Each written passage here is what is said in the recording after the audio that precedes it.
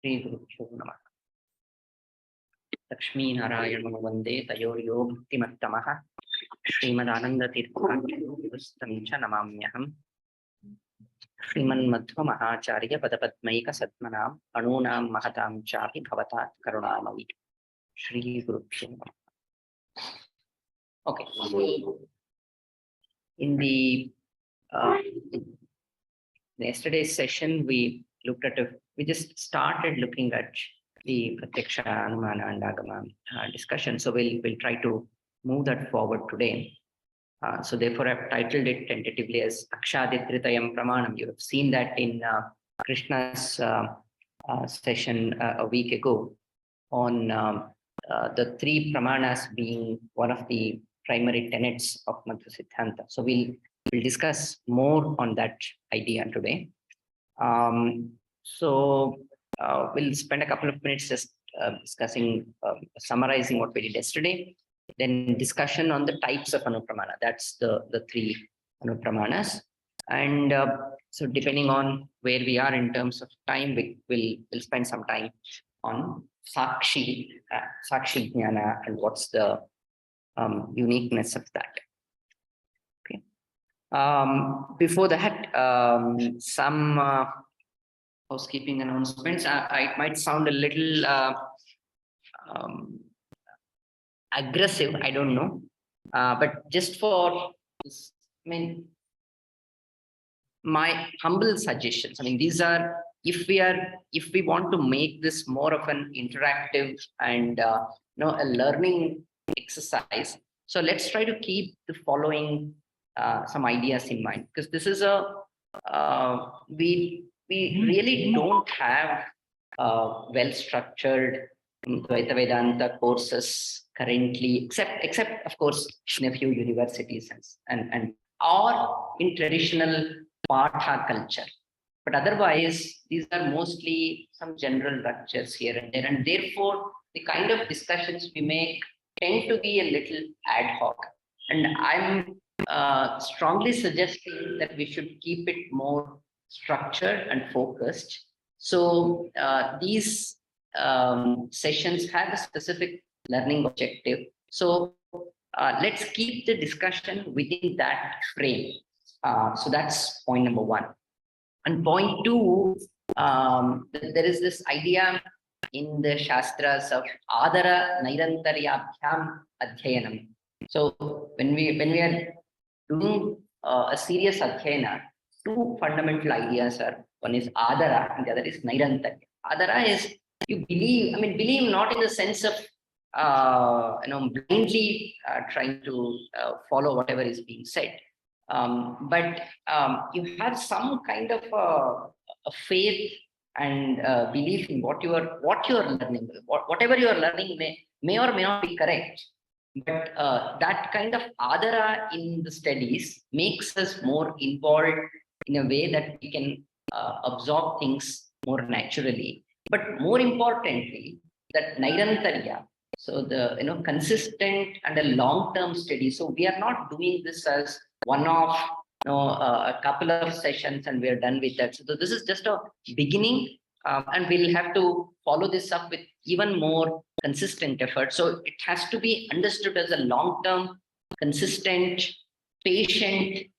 In fact, one of my friends was suggesting that let's start somewhere and try studying systematically for long term.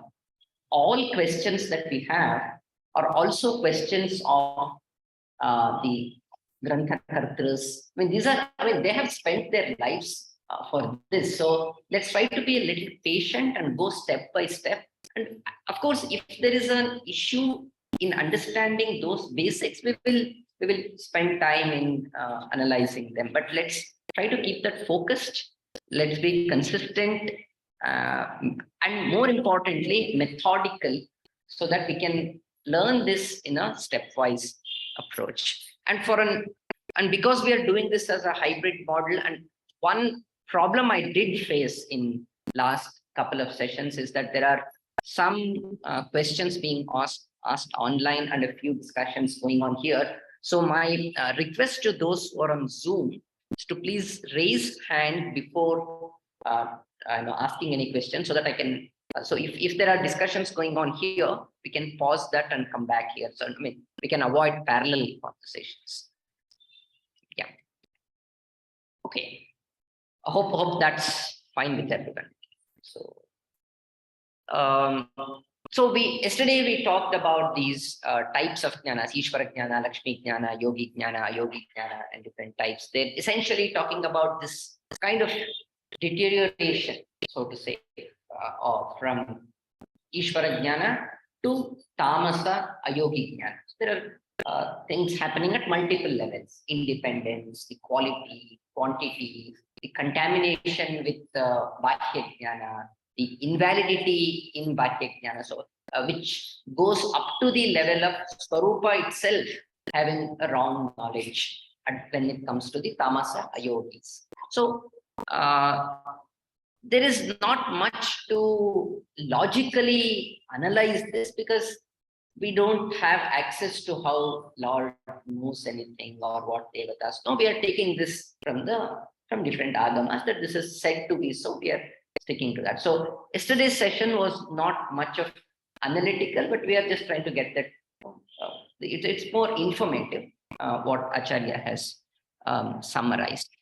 And then we moved on to discuss how pratyaksha can be defined. So there is sense organ, there is an object, and there is a contact between them, which of course assumes that the indriya and the artha are nirdosha. So there is no flaw in them. If there is, for example, jaundice in eyes, then even if there is a contact, it doesn't give valid knowledge. So yathartha jnana sadhana, which is the broad category of Pramana, we said pratyaksha, anumana, and agama are three different types that give us this yathartha jnana. And we defined them or provided the Lakshana as nirdosha, artha, indriya, sannikarsha.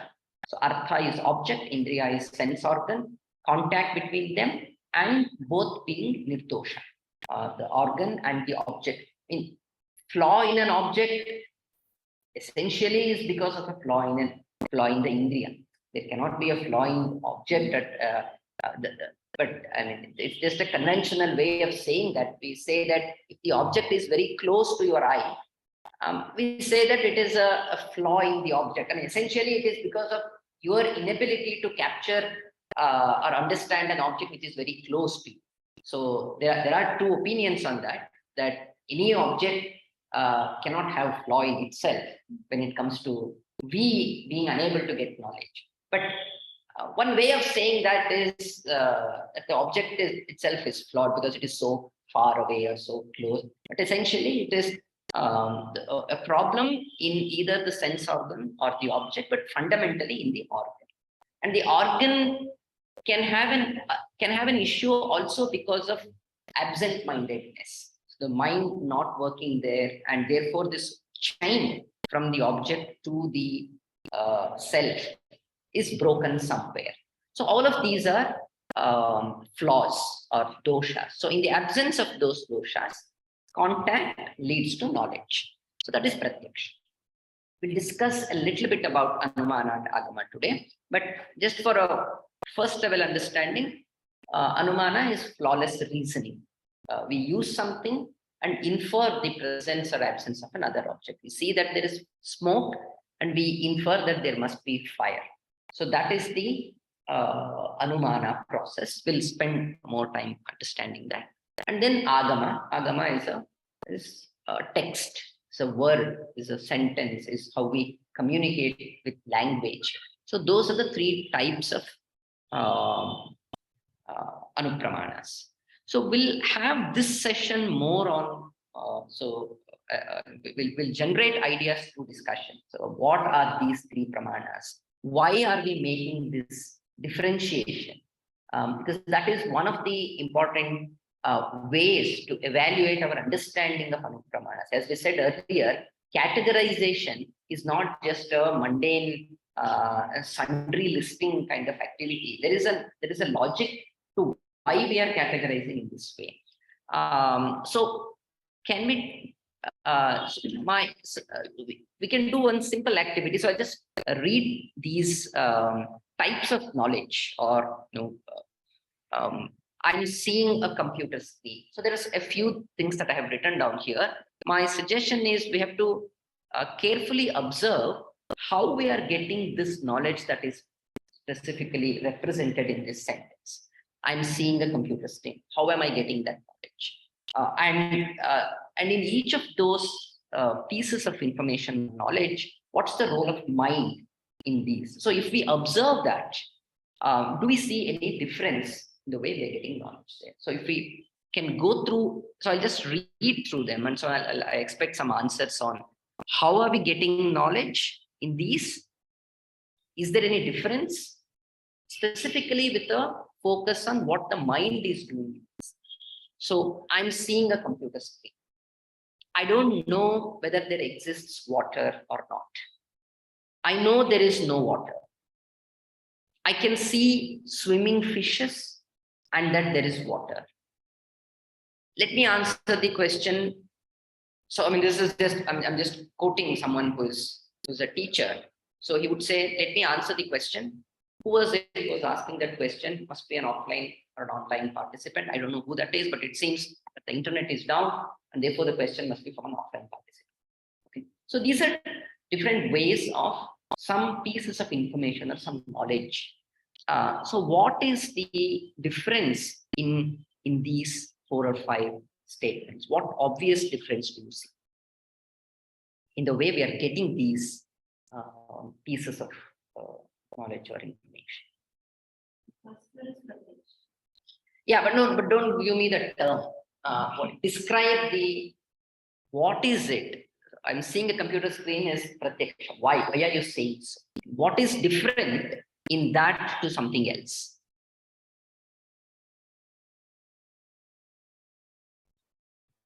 First one. Yeah. So I'm seeing a computer screen. Yeah. We are seeing it, we can see that it exists there. Okay. And if you take another example, I can see swimming fishes and that there is water. Okay. So for us to like infer a fish can swim, should be no water. Okay. So that we can say that. So that's the differentiation that we can do. So what's the difference between seeing a computer screen and the swimming fishes and water? Seeing, I mean, we are not at a circle, we are seeing, we know that we already have a clear knowledge of how the screen looks. Okay. And how we see. Okay. So we already have it. So based on that, we can say on that knowledge. Okay. But so if let's say you didn't know what a computer is, what a computer screen is, etc., then are you suggesting that you won't get that knowledge when you see this? So is prior knowledge requirement to see a computer screen? Because like we see nothing there. Yeah. Yeah, we should know somewhere. Otherwise, we can say that there is something. But prior knowledge of the see Okay. So let's say, okay, so you're saying this, but I'm seeing is you're saying the prior knowledge is required to articulate what you are seeing with that and use that word called computer screen. But to get the knowledge, do we need a prior knowledge? I mean, so there is a difference between the two. So you don't, let's say you know that this is called a computer screen. Now you're seeing this and you got that knowledge and you're telling someone that I'm actually seeing a computer screen. Let's say you're not communicating, but just that you are getting the knowledge. At that moment, was there a requirement for you to be having a prior knowledge of what a computer screen is?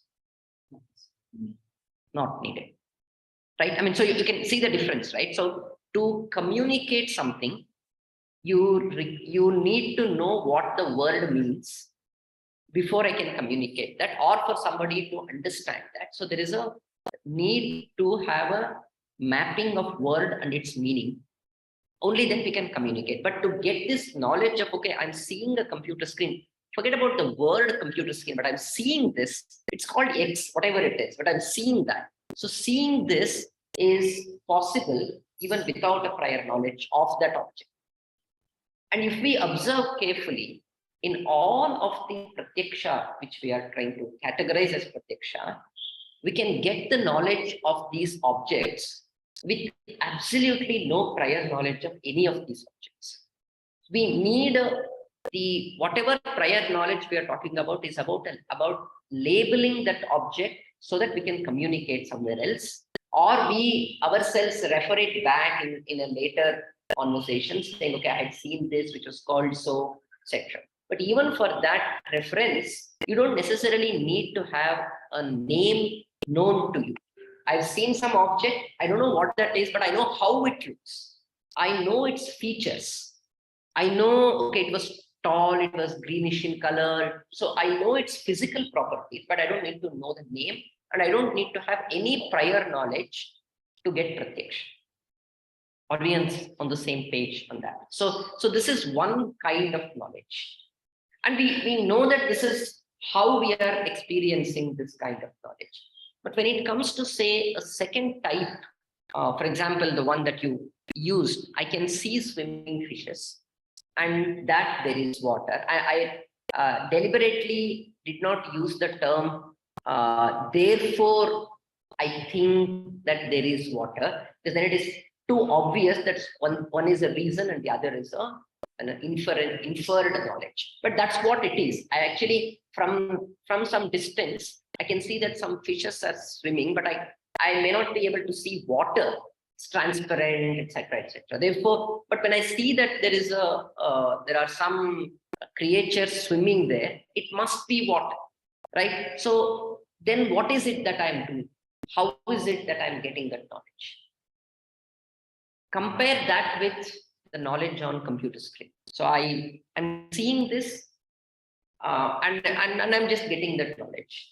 Whereas what is it that is happening in, yeah, so describe what is going on in our mind. Here we need some prior experience. There we need prior experience, correct? What kind of prior experience? Like which can be inferred, like so is there. So this can be this will be not can be, but this is the reason for it, and this is what is going to happen. This is what will happen. Okay. Knowledge of the Lakshana of fish. No. Why do I need the knowledge of Lakshana of fish? I'm seeing the fish, but I'm saying that there is water. Because we know that fish can only survive in water. Sure. Okay. So you're saying that we need a prior knowledge about some properties of fish. One of which is that it necessarily will be staying in water. And therefore, if I see fish swimming or moving, I can infer that there is water. So another way to look at it, I mean, just to re-articulate same idea that you're suggesting, it is basically an association between two objects. One is fish and the other is water. And the association is such that, as you said, it is not about a possibility or most likely reason, but the necessary condition for fish to be doing this is the presence of water. So there is a universal association between an object X and an object Y, and you are seeing object X and inferring the presence of object Y, which you may not be seeing. One may argue that you're actually also seeing water, but it is possible that you're not seeing that, and it is even more explicit in, say, a fire and smoke example. So let's say you're sitting on the first floor, and on the window, via the window, you can see some smoke, but you're not seeing the fire. Say the fire is on the ground floor. So by looking at smoke, you are inferring that there is fire. So now, what is happening in the way we are getting the knowledge of the presence of fire? There are two pieces of knowledge. One is there is knowledge about the smoke, which we are getting by pratyaksha. So there is, our sense organs are directly directly getting that knowledge. So to know that this is smoke, you don't need any prior knowledge. You're actually seeing that there is smoke. But the presence of this association, that there is the smoke always is associated with fire, is a prior knowledge that you are applying to infer the presence of fire, ground flow. So there are three parts to what's going on here. One is your pratyaksha of smoke. Then there is the recollection of the association, which is your prior knowledge. So your prior knowledge is independent of what you see now. That exists all the time. So you're just recollecting that and then applying that to the current situation. So there are three pieces of that, of this whole knowledge acquiring process. Seeing an object, recollecting a relationship between this object to another, which is universally present, and applying that information here to infer the presence of that object Y. Okay, so are we all on the same page with respect to how this is happening? Similarly, as you already mentioned, when it comes to the communication of words, so if I say that there is fire to someone else, how is the other person getting that knowledge? That is not a complete pratyaksha. I'm communicating to someone that there is fire. He is not seeing fire. So he's understanding the presence of fire by the communication that I'm making. And so what are the steps that you can think of that are actually happening when he understands that there is fire? Can he get that knowledge in a way similar to pratyaksha or anumana? Anumana is the one that I just mentioned, the inferential knowledge. So how is the other person understanding the presence of fire when I say that there is fire? They need to know the language. They need to know the language. So they have to first obviously hear the words, which is again pratyaksha. So you're hearing sound, that is pratyaksha, and that sound is actually triggering some deciphering of knowledge, language. So that sound is making you realize that this is not a meaningless voice. So any voice we hear through pratyaksha, but within that spectrum of different sounds, we know that some sounds actually have a meaning associated with them, attached to them. And so when I hear those words, those sounds which indicate word, I understand the meaning of that if I had the prior knowledge of language. Correct? So with that, I now say that, okay, I understand that there is fire. So the presence of fire can be understood in these three different ways. One, by directly seeing the fire. There you don't need any prior knowledge and you don't do any active, you don't need to apply your mind. So you see fire. Of course, your mind needs to be attentive, but that's not the role of, it's not doing any active role. It just needs to be present. Whereas in that second case, where you're seeing smoke and inferring the presence of fire, you're using a prior knowledge, applying it and inferring the presence of fire. Even there is a role for pratyaksha and a couple of other associations recognized or recollected and applied. Then in the third category of understanding the presence of fire by someone's words, we are invoking our knowledge of language and then understanding. And these, Acharya argues, that are the only fundamental cognitive differences when you understand when you get any knowledge. There is no other cognitive process involved when we get any. Yeah, tell me. I have a question. In the Montessori method, we give materials for children to work with and then acquire knowledge. Correct. What kind of, how can we classify this kind of knowledge? Tell me. And so, what is the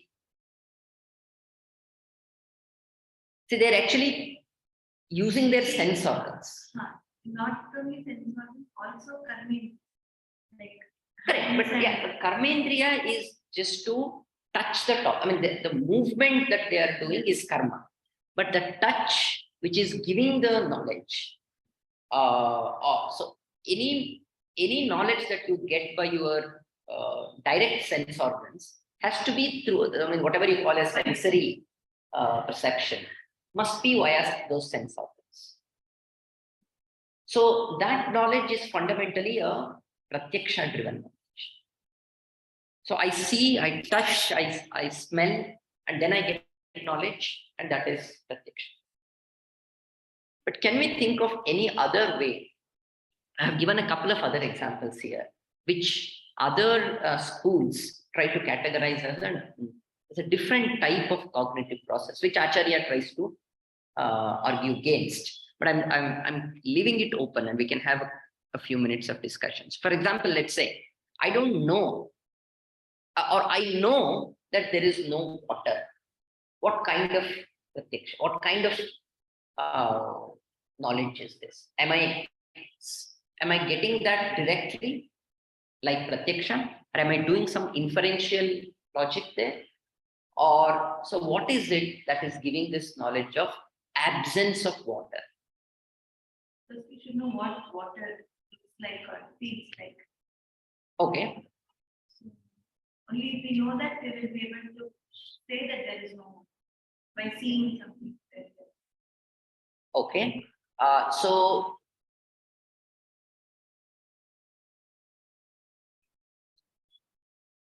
to say that there is no, I mean, if to say that I didn't see an object which is tall, okay, does that need my prior knowledge of having seen an object that is tall? All is related. Okay, I mean, take some other or not really related. White color. But white is a label. Therefore, I try to use some other more objective measure. Yeah, or to say that I didn't see an object that is four-legged, or I didn't see an object that is eight-legged in this room. I'm not seeing an object that, but I have never seen an eight-legged object actually. But I'm still saying that I'm not seeing any eight-legged object in this. So I can get the knowledge of, I can say that there is absence of an eight-legged desk in this room. What kind of knowledge is that? How did I get that? That is, I would say, because I'm certain there is no eight-legged object. That is certain. Whereas here, I know there is no. What are the person? It's very easy. Either it is not like a standard answer for question, or there is no. No. I mean, you can try to expand that a little bit to say that I know there is no water in this room. What kind of knowledge is that? I mean, what is giving rise to that knowledge? We are talking about the instruments of knowledge. We're not talking about the type of knowledge in terms of whether it is valid or invalid. We are talking about all valid knowledge pieces here. But what is giving rise to that knowledge? Absence of water, correct? But in terms of the cognitive process, is there a difference? Is there any unique feature or unique process that is being employed here, different from the three that we discussed? The knowledge of water. The knowledge of water. And that, so then we are seeing that what we know as water is not there in that place. Okay. So I know there is no water. Correct. But so therefore, I mean, to counter that possibility, I used the other example earlier that I have not. So by knowledge of water, are you saying I should have seen water earlier, or I should have known water earlier? I should have known what is water earlier. Sure. Fine. Because there might be other liquids. Okay. I should know the difference between the other liquids there and water. Okay, fine. So, but in terms of the cognitive process, how did I come to know that there is no water? Of course, there is a prior knowledge required of the object that we are negating, correct? Which is in the Shastric terms called pratiyogi, which is the object which we are negating. So if we say there is ghata bhava, that there is no ghata, the ghata is called pratiyogi. So you need that pratiyogi jnana. So you should be knowing what the object that you are negating now. Beyond that, in terms of the way in which you are getting that knowledge, is there any uniqueness? Yeah. We compare the existing objects around us with the object that we are looking at and say that this is not that. Or if I say that, okay, on this where I'm seeing nothing, actually there is no water here. I'm not comparing anything. Comparing the floor with the water. No, I'm saying on the floor there is no water. I'm not saying that this desk is not water. I'm saying there is no water here on the floor.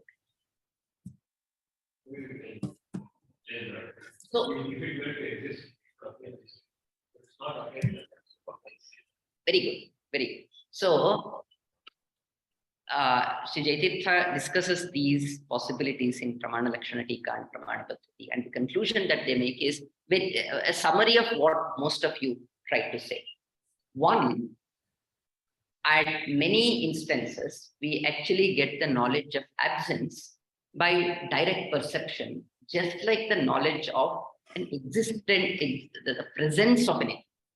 Just like I say that there is desk, in a very similar way, I can get the knowledge of there is no desk. Okay, that is one way.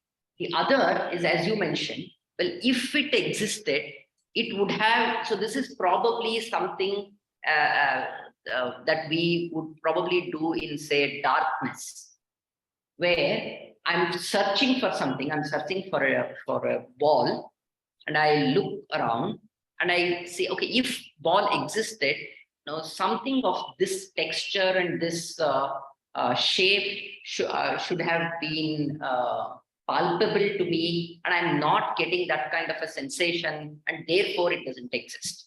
So there is a kind of an inferential, it's similar to an inferential approach, and if it existed, it must have been like this, and because it is not like this, therefore it doesn't exist. So there is this reasoning and inference going on in that.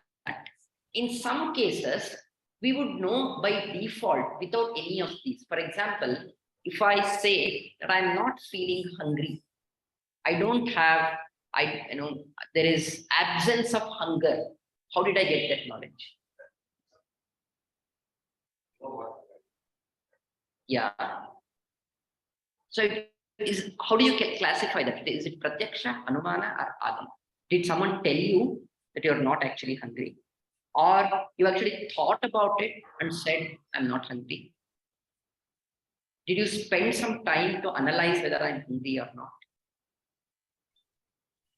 So it is anubhava. Correct. So that is anubhava. And that anubhava, the commonness, so if you compare all these types of different ways in which we are getting knowledge, so there are some 2-3 things going on. One is how much of mind are we applying? So are we actively, logically analyzing something and inferring?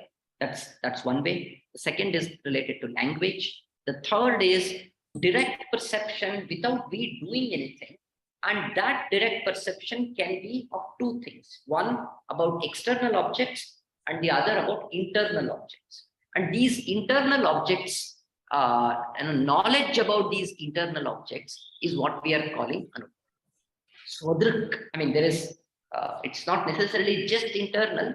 Sometimes, how do I understand that there is space around me? Or how do you understand that there is something called universal time? Am I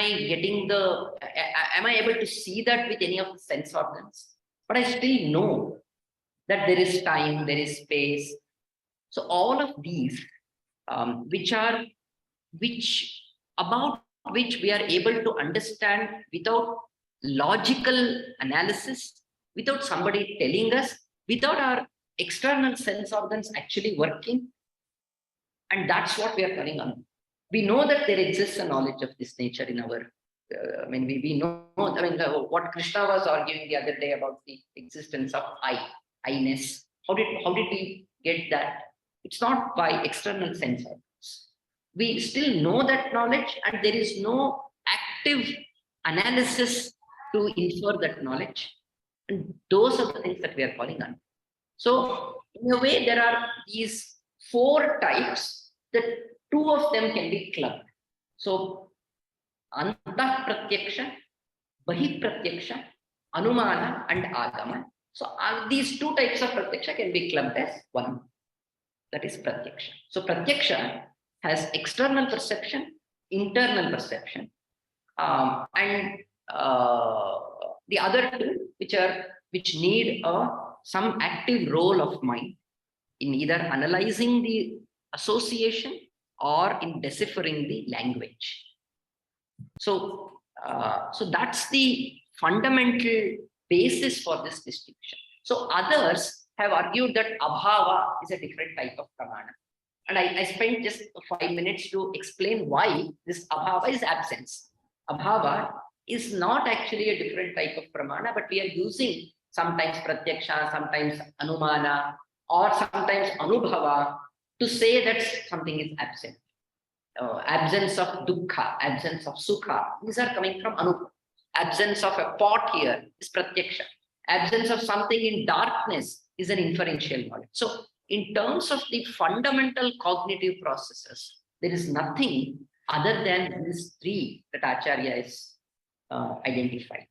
And this is not because he is saying so. So the reason why I wanted to make this as more discussion driven is we can contemplate and actually realize that these are the only ways in which we are getting knowledge. Yeah, sure. When you said active mind is participating active in terms of analyzing, not in anubhava, anumana, agama. Yeah. So even buddhi is important. Correct. So mind is the generic term, as I mentioned yesterday. Yes, pratyaksha buddhi may not be. Yeah, in fact, will not be involved. In pratyaksha, there is no role for buddhi. And even, the point that I mentioned yesterday, that even though mind is required in pratyaksha, it is just its presence to complete that chain. But it is not doing it. It is just acting as a connector between our external organs and the self. But it's not doing anything. Whereas in Anumana and Agama, there is this recollection of our prior knowledge, application of that knowledge in the current situation, and inferring it. Similarly, in language, we have, if you don't know, it's, in another class, I was trying to call this as attentiveness of mind, application of mind, and training of mind. Just for some modern mapping. Training of mind is language. So if you train, then you understand. So you need that vachya-vachaka bhava sambandha. What word and what meaning. So if your mind is trained, you don't realize that you're actively using your mind. In this conversation, we're not actively using our mind, but the mind is trained to decipher the meanings of those words. So in the absence of that training, you don't understand the language spoken. So pratyaksha, anumana, and agama have fundamentally different ways in which they are giving us knowledge. And Acharya's argument is these processes are different fundamentally, and there is no other process that actually gives you knowledge. So anything that people are trying to, some others call something called arthapatti. The last example that I had there is that, okay, there are 2 possible, so I'm hearing some voice, so it must be a question either from an online participant or offline participant, and the internet is down, and I say that it must be an offline participant. So some schools call this arthapatti, that is arthataha prapti, which is, it is understood. So there are 2 statements you make. One statement is a participant must be either offline or online. The second statement is the internet is down. Therefore, it is understood that this voice must be from an offline participant. So they're saying if you make these two statements, then something else follows that. Yes, deduction, exactly. So they're saying this deductive logic as a different type called arthapatti. We have no problem with the nomenclature. Acharya agrees to that arthatah praptireva arthapattiritya in Brahmatarka in Vishnu Tattva Nirnaya. So, but is that a separate category? It is arthataha prapti, which means it is understood to be so. If you make these two statements, then the third statement follows. But that is very similar to smoke implying fire. There are two aspects, and implication of that is the third statement. So you can formulate it in a way that the X exists because we know that either X or Y exists and Y is absent, therefore X exists. It is very similar to an inferential knowledge. In fact, it is inferential knowledge. Just that it is a subtype within that, or a special case, which we are calling deductive logic or arthapatti, etc. So arthapatti is not we are not saying that it is not a valid type of knowledge. We are only arguing that if you look at the fundamental cognitive process involved, it is not different from how we get inferential.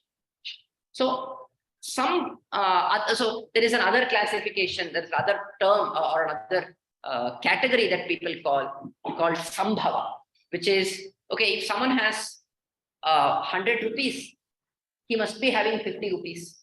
That is it's a subset of that. So, and people gave another name for that. Well, all of this is inferential. These are all special cases of inference. Because of, so what we were saying earlier, as to if you go to the fundamentals of how we are getting knowledge, there is an object which you are, because of the sense organs connect, understanding without any active involvement of your mind and applying any logic. The second is this application of logic, and third is language. Beyond these three, any other examples that you give actually get subsumed in one of these. Therefore, there are only three types. All three must be seen as separate, and there is no fourth or fifth. We can see some subtypes as special cases and give them different names, but don't say that they are fourth and fifth. They are 3A, 3B, or 2A. Yeah, please. Where we are directly see. Yeah. And the second one where we are actually applying our mind. Correct. Or way we Correct. can we see similar to like God and Lakshmi. They have the knowledge, they don't need to think about it. But Yeah. as Gurus, they have to contemplate. Yeah, that's I mean, okay. Yeah. That true. Anubhava is a subtype of pratyaksha. Because so if you look at this slide, I mean, I'll stop with this. This is just a summary of what we just discussed. I just wanted us to derive these things rather than me telling this. And I guess we are in agreement to most of the points mentioned here. That is, pratyaksha is direct. By direct, I mean very similar to the example that we gave yesterday as to what is the difference in terms of clarity between Ishvara Jnana and Lakshmi Jnana. Though in terms of the information or the details, it's the same.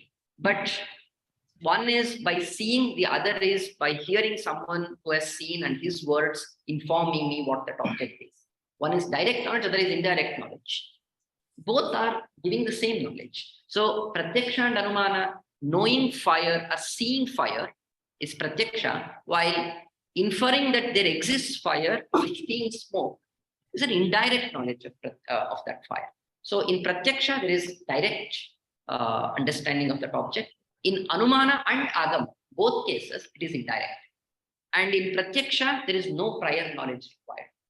In anumana, we need prior knowledge. Also in agama, we need prior knowledge. But the type of knowledge is different. In anumana, we are talking about prior knowledge of all objects that we are using in this inference and the association between them.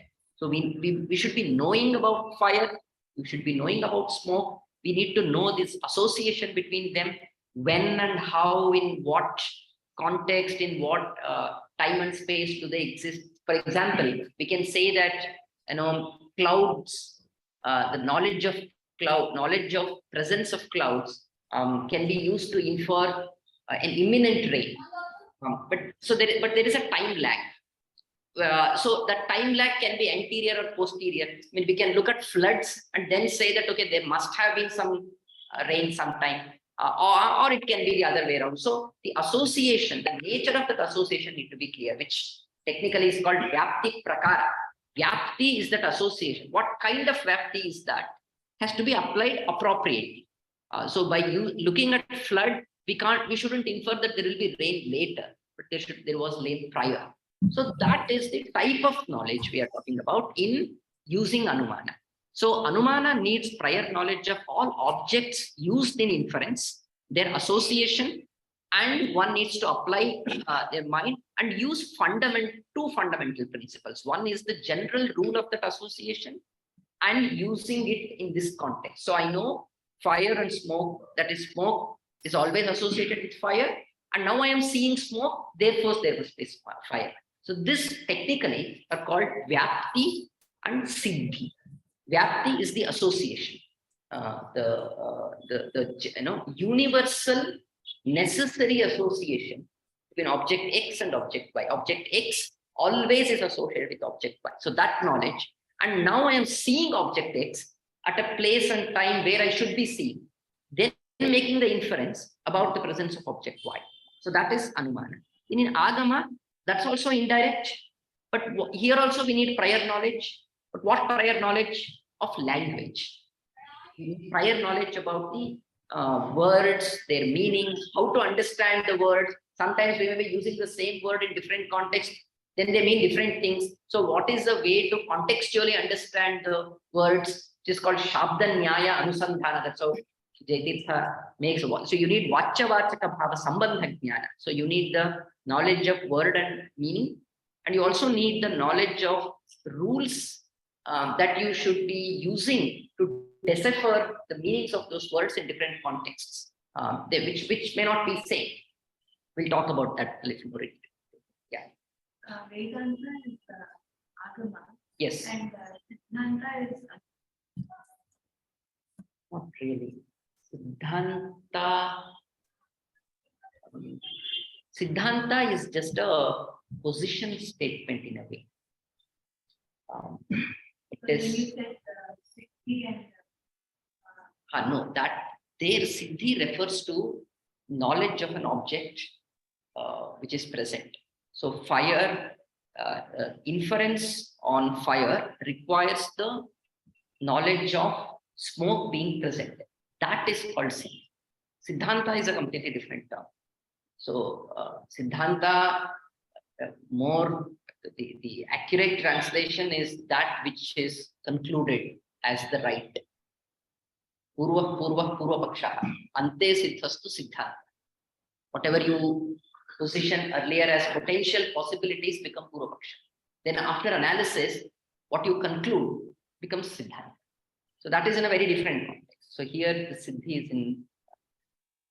Okay. So equal weightage to yeah, so we'll talk about that in the next session. So if we get the fundamentals of what Pratyaksha, Anumana, and Agama mean, why they are different, why others think that there are other categories, and why we disagree, and make that there are only three, but necessarily three. So Anyuna, Anatirikta. You can't say 2 is okay, or that we need 4. 3 is a must, and 3 is good enough. So that's the Namaste. Shri Krishna. Namaste.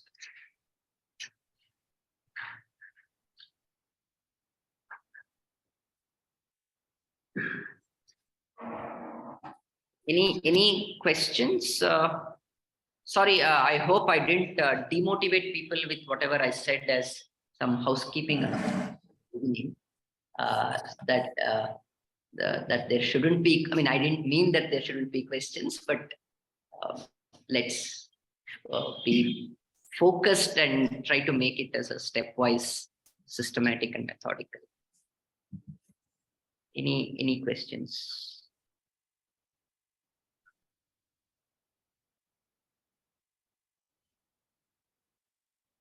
Okay, so I'll hand over to Krishna then.